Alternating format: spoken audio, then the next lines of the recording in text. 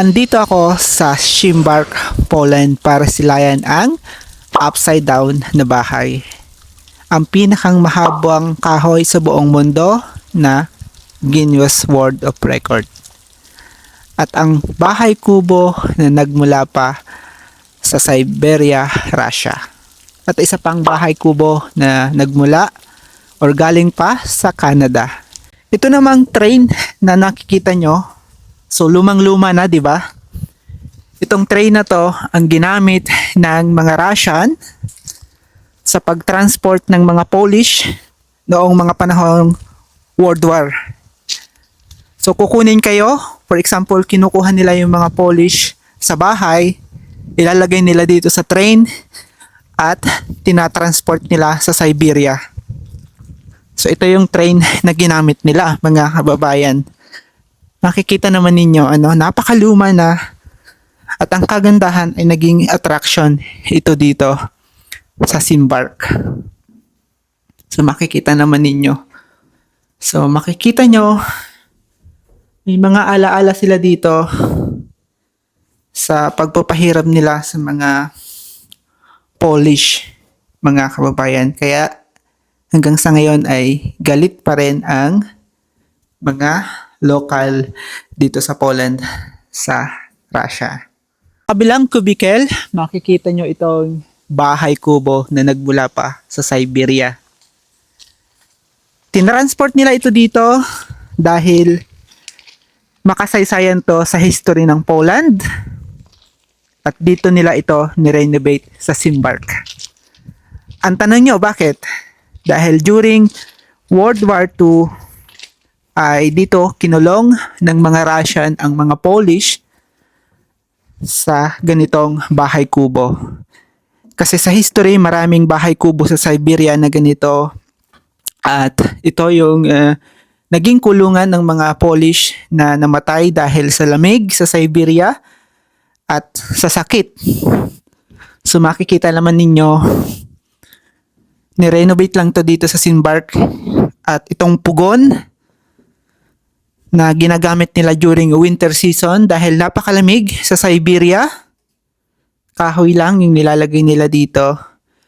At nilagay ito dito sa Szymbark para maging alaala ng mga Polish.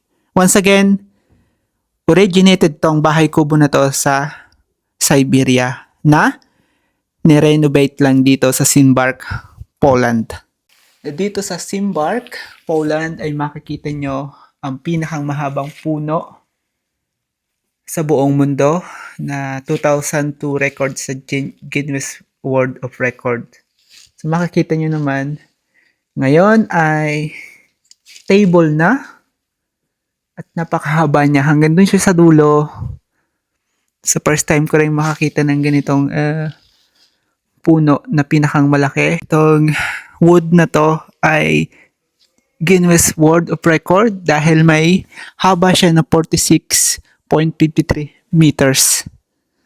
Pagmula doon hanggang sa dulo, 'di ba? Tapos itong table na to pamula din doon hanggang doon sa dulo na inupuan ko. So makikita nyo naman dito lang to sa Poland, sa Szymbark ninyo matatagpuan. At isa sa pinakang mahabang puno ng kahoy. Kumbaga yung cutting niya ay isang haba lamang. 'Di ba? Bibihira lang tayo makakita nito. At ito ang pinagmamalaki or isa sa pinagmamalaki ng Szymbark, Poland. Itong bahay kubo na to ay galing pa sa Canada or tinransport pa galing sa Canada ng mga Kashuban. So makikita nyo dito, the Kashuban Trapper Farm. Ano ba ang mga Kashuban? Ang mga Kashuban ay isang or grupo ng mga ethnic group dito sa Poland na nag-migrant sa Canada noong 1858 pa. Kaya huwag kayong magtataka yung mga boss nyo, yung mga kapwa ko OFW sa Canada. Ilan sa mga boss nyo dyan ay may lahing Polish. Sabi ko nga, 1858 pa ay nandiyan na ang mga Polish or mga Kashuban.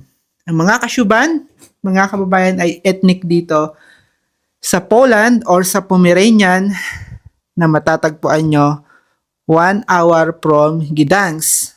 So itong Simbark na town ay nandito sa Kashuban, mga kababayan. So ito yung mga alaala ng mga Kashubian sa Canada. So once again, itong bahay kubo na to ay tinransfer nila mula sa Canada papunta dito sa Simbark at nirebuild nila dito. Sa halagang 50 zloty ay masisilayan ninyo itong upside down na bahay dito sa Simbark, Poland. 1 hour from Gdansk, mga kababayan. At binuo ito noong 2000 pa ng isang sikat na artist at architect dito sa Poland. So makikita naman ninyo yung bubong ay nasa baba at yung floor ay nasa taas. Kaya tara, silayan natin yung loob. Pagpasok pa lang, mga kababayan, ay nakakahilo na. Kasi nga baliktaran, di ba? At hindi ako tatagal dito ng 1 oras kasi yung pressure niya ay nakakahilo. Makikita naman ninyo, di ba? At totoo ito, baliktad, mga kababayan. May carpet dito. Di ba? At yung pangbatang pagka winter season. Pagpasok nyo dito sa pintuan na to, makikita nyo yung upuan ay nasa kisame. At ito rin yung kisame, di ba? So, napakatalino ng artist na gumawa nito. At dito, bintana. At yung dating niya talaga ay nakakahilo. So, di ba may mga decoration pa sa wall? Oh! At may basket pa dito. Nakakahilo siya, yung pressure niya ay para kayong tutumba. Okay. Paakyat dito sa hagdan. Silayan naman natin kung paano binuo ito ng architect. Wow! Sa totoong buhay, nakakahilo talaga siya, mga kababayan. Kita nyo naman kung paano nila dinisenyo to. Hindi nila pinakita yung kama. Hinahanap ko yung kama. Where is the bed? So, pinakita lang nila dito. Itong, of course, yung kainan or kitchen area. So, naidikit nila. At sa pakiramdam ay nakakahilo. Sa tingin ko sulit kasi bihira lang to na makikita dito sa Poland. Itong ganito. At ito ang isa sa pinakang sikat na upside down na bahay dito sa Poland. Itong Simbark. So, ang ganda niya. Diba? At meron pa pang skating.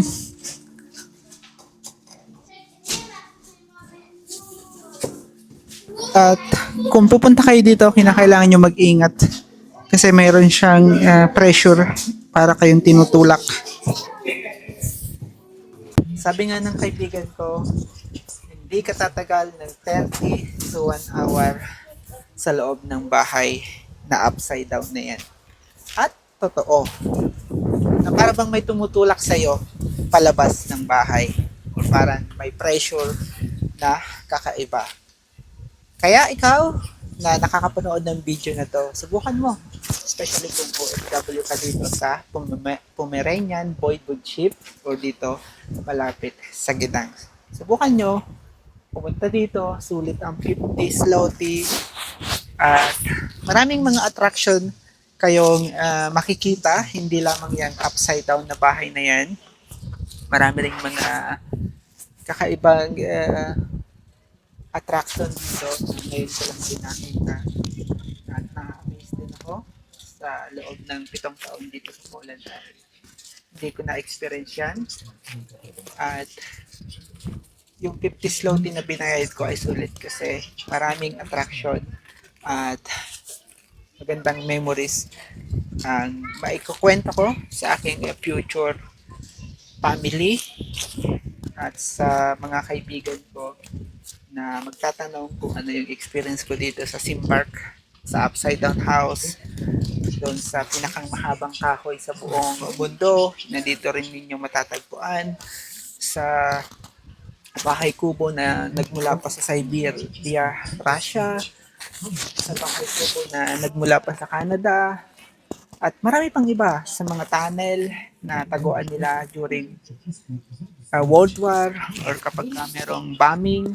So meron din kayong makikita dito. At marami ring mga sightseeing na bahay dito na binebenta kung gusto nyo talagang mag-stay ng pamatagalan sa Poland at meron kayong pera. So makakabili kayo dito na yung gawa na.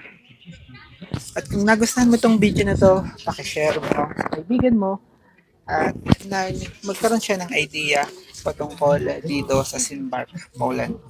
So once again, ang Upside Down House ang pinakang attraction at pinupuntahan ng mga tourist at local people dito sa Poland. At ako si Adrian at ito ang kwento ng aking buhay dito sa Poland bilang isang OFW.